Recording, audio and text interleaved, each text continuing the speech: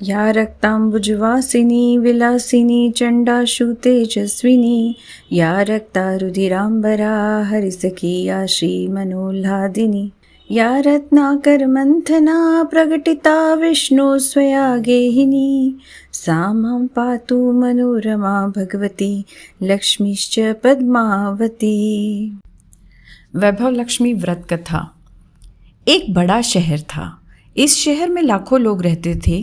पहले के ज़माने के लोग साथ साथ रहते थे और एक दूसरे के काम आते थे, पर नए ज़माने के लोगों का स्वरूप अलग सा ही है। सब अपने अपने कामों में मग्न रहते हैं। किसी को किसी की परवाह नहीं होती। घर के सदस्यों को भी एक दूसरे की परवाह नहीं होती। भजन कीर्तन, भक्ति भाव, दया माया, परोपकार जैसे संस्कार कम हो गए हैं। शहर में बुराइयां बढ़ गई थीं। शराब, जुआ, रेस, व्यभिचार, चोरी, डकैती आदि बहुत से अपराध शहर में होते थे। कहावत है कि हजारों निराशा में एक आशा की किरण छिपी हुई होती है। इसी तरह इतनी सारी बुराइयों के बावजूद शहर में कुछ अच्छे लोग भी रहते थे। ऐसे अच्छे लोगों में शीला और उनके पति की गृहस्थी मानी जाती थी। शीला धार्मिक प्रकृति की थी और संतोषी थी। उसका पति भी विवेकी और सुशील था। शीला और उनका पति ईमानदारी से जीते थे। वे किसी की बुराई नहीं करते थे और प्रभु भजन में अच्छी तरह से समय व्यतीत कर रहे थे। उनकी गृहस्थी आदर्श गृहस्थी मानी जाती थी और शहर के लोग उनकी गृहस्थी की सराहना किया करते थे। शीला की गृहस्थी इसी तरह खुशी खुशी चल रही थी, पर कहा जाता है कि कर्म की गति अटल है। विधाता के लिखे लेख कोई भी नहीं समझ सकता। इंसान का नसीब पल भर में राजा को रंक बना देता है और रंक को राजा। शीला के पति के पूर्व जन्म के कर्म भोगने बाकी रह गए होंगे कि वह बुरे लोगों की दोस्ती कर बैठा। वह जल्द से जल्द करोड़पति होने के ख्वाब देखने लगा। इसीलिए वह गलत रास्ते पर चल निकला और करोड़पति के बजाय रोडपति बन गया, यानी रास्ते पर भटकते भिखारी जैसी उसकी हालत हो गई थी। शहर में शराब, जुआ, रेस, चरस, गांजा आदि बादियां फैली हुई थी।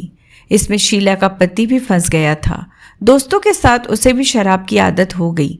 जल्द से जल्द पैसे वाला बनने की लालच में दोस्तों के साथ रेस जुआ भी खेलने लगा। इस तरह बचाई हुई धनराशि, पत्नी के गहने, सब कुछ रेस जुए में गंवा दिया। समय के परिवर्तन के साथ घर में दरिद्रता और भूखमरी फैल गई थी।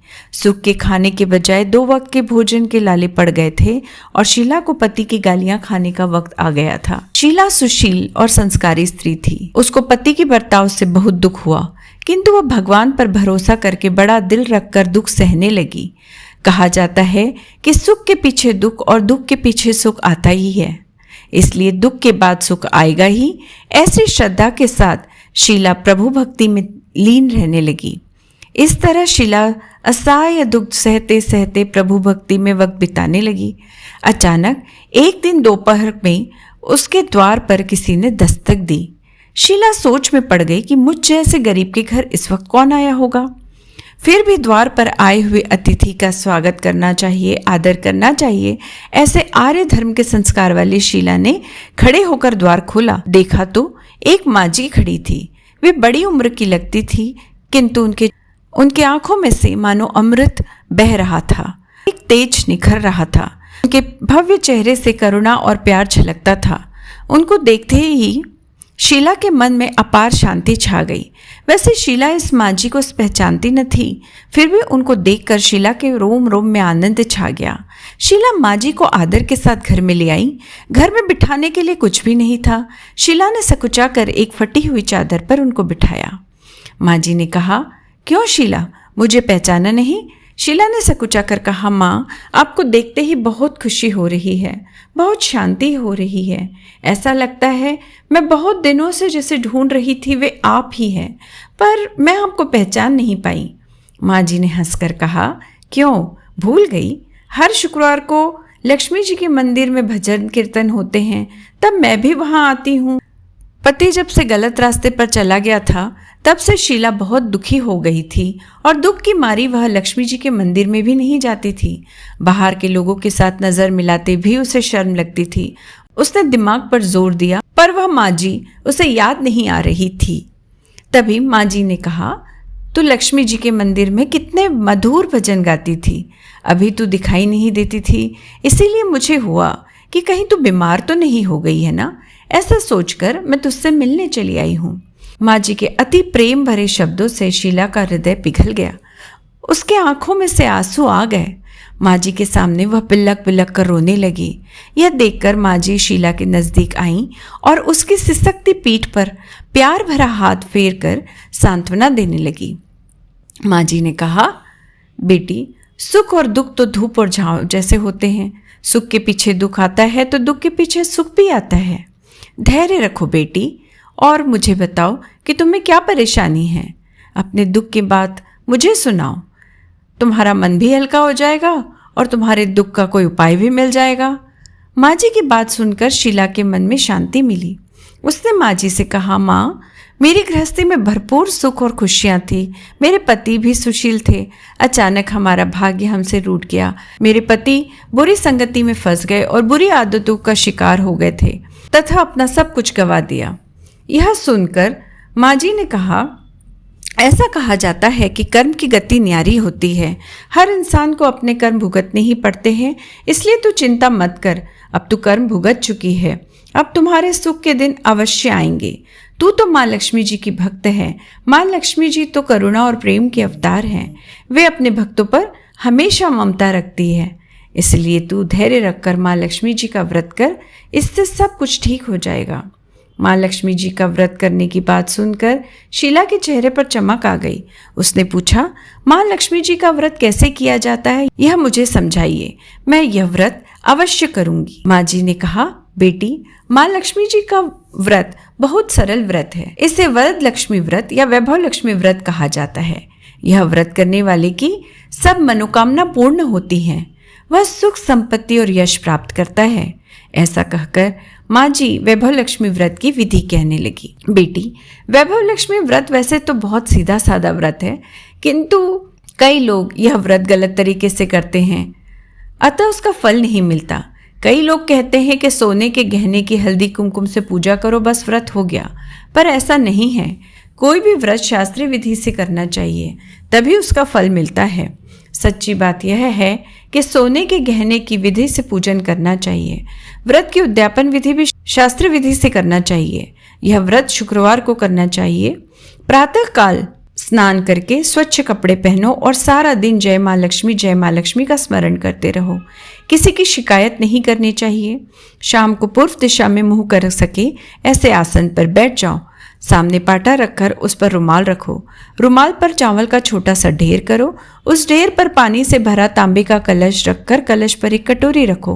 उस कटोरी में एक सोने का गहना रखो। सोने का न हो तो चांदी का भी चलेगा, चांदी का न हो तो नगद रुपया भी चलेगा। बाद में घी का दीपक जलाकर धूप सुलगाकर रखो।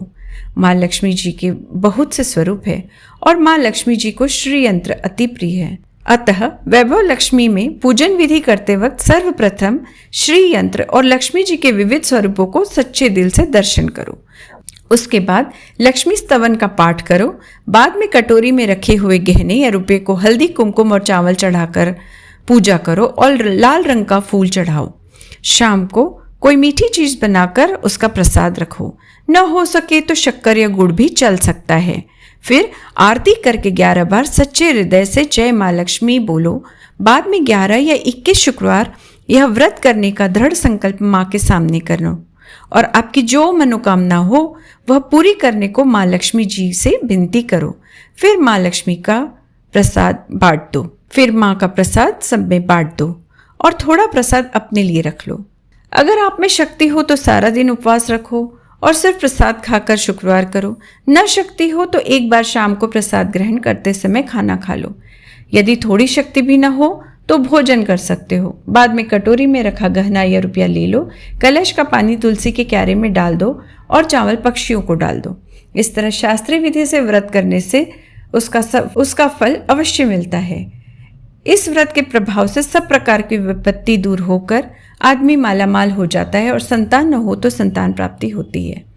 सौभाग्यवती स्त्री का सौभाग्य अखंड रहता है। कंवारी लड़की को मन भावन पति मिलता है। शीला यह सुनकर आनंदित हो गई। फिर पूछा, माँ, आपने वैभव लक्ष्मी व्रत की शास्त्रीय विधि जो बताई है मैं वैसे अवश्य करूंगी, किंतु उसकी उद्यापन विधि किस तरह करनी चाहिए यह भी कृपा करके सुनाइए। माँ जी ने कहा, 11 या 21 जो मन्नत मानी हो उतने शुक्रवार यह वैभव लक्ष्मी व्रत श्रद्धा और भावना से करना चाहिए। व्रत के आखिरी शुक्रवार को खीर का नैवेद्य रखो। पूजन विधि हर शुक्रवार को करते हैं वैसे ही करनी चाहिए। पूजन विधि के बाद श्रीफल फोड़ो और कम से कम 7 कुंवारी या सौभाग्यशाली स्त्रियों को कुमकुम का तिलक करके वैभव लक्ष्मी व्रत की एक एक पुस्तक उपहार में देना चाहिए और सबको खीर का प्रसाद देना चाहिए। फिर धन लक्ष्मी स्वरूप वैभव लक्ष्मी स्वरूप माँ लक्ष्मी जी की छवि को प्रणाम करें। माँ लक्ष्मी जी का यह स्वरूप वैभव देने वाला है। भावुकता से माँ की प्रार्थना करते वक्त कहें कि हे माँ धन लक्ष्मी, हे माँ वैभव लक्ष्मी, मैंने सच्चे हृदय से आपका व्रत पूर्ण किया है, तो हे माँ हमारी मनोकामना पूर्ण कीजिए, हमारा सबका कल्याण कीजिए। जिससे संतान न हो उससे संतान देना, सौभाग्यशाली स्त्री का सौभाग्य अखंड रखना, कुंवारी लड़की को मनभावन पति देना। आपका यह चमत्कारी वैभव लक्ष्मी व्रत जो करे उसके सब विपत्ति दूर करना, सबको सुखी करना। हे माँ धन लक्ष्मी, हे माँ वैभव लक्ष्मी, आपकी महिमा अपरंपार है। माँ जी के पास से वैभव लक्ष्मी व्रत की शास्त्रीय विधि सुनकर शीला भाव विभोर हो उठी। उसे लगा मानो उसके सुख का रास्ता मिल गया है। उसने आंखें बंद करके मनी मन उसी क्षण संकल्प ले लिया कि हे वैभव लक्ष्मी माँ, मैं भी माँ जी के कहे अनुसार श्रद्धापूर्वक शास्त्रीय विधि से वैभव लक्ष्मी व्रत 21 शुक्रवार तक करूंगी और व्रत की शास्त्रीय रीति के अनुसार ही उद्यापन भी करूंगी। शीला ने संकल्प करके आंखें खोली तो सामने कोई न था।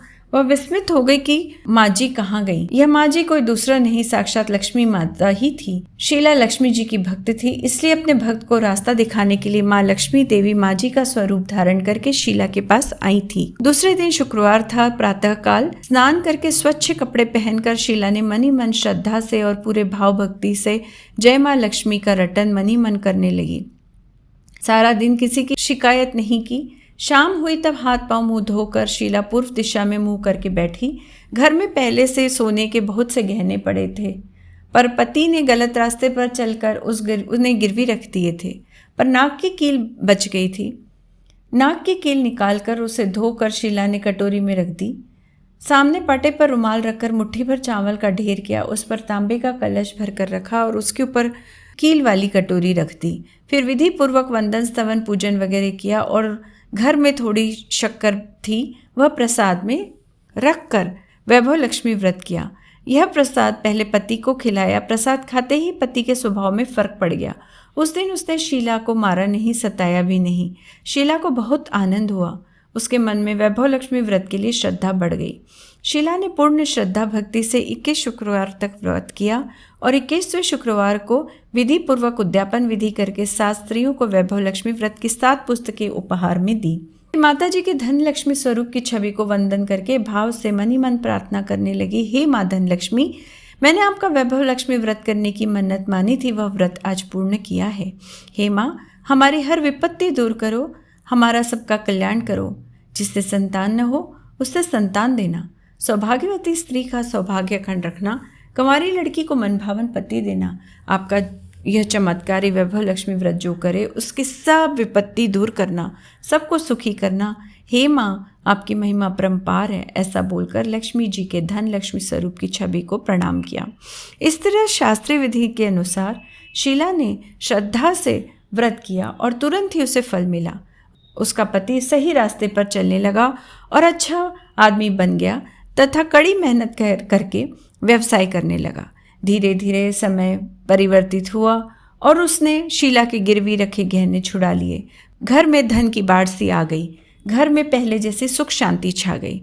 वैभव लक्ष्मी व्रत के प्रभाव को देखकर मोहल्ले की दूसरी स्त्रियां भी शास्त्रीय विधि के अनुसार वैभव लक्ष्मी का व्रत करने लगी। हे माँ धन लक्ष्मी, आप जैसे शीला पर प्रसन्न हुई उसी तरह आपका व्रत करने वाले सब पर प्रसन्न होना, सबको सुख शांति देना। जय धन लक्ष्मी माँ, जय वैभव लक्ष्मी माँ। यत्राभ्यागवदानमान चरणं पक्षालनं भोजनं सत्सेवा पितृदेवार्चन विधि सत्यंगवां पालनं धान्यानामपि संग्रहो न कलश्चित्तरूपा प्रिया दृष्टा प्रहारी वसामि कमला तस्मिन् ग्रहे निश्चला। माँ वैभव लक्ष्मी आपकी हर मनोकामना पूर्ण करे। जय वैभव लक्ष्मी माँ, जय धन लक्ष्मी माँ, जय लक्ष्मी नारायण जी की।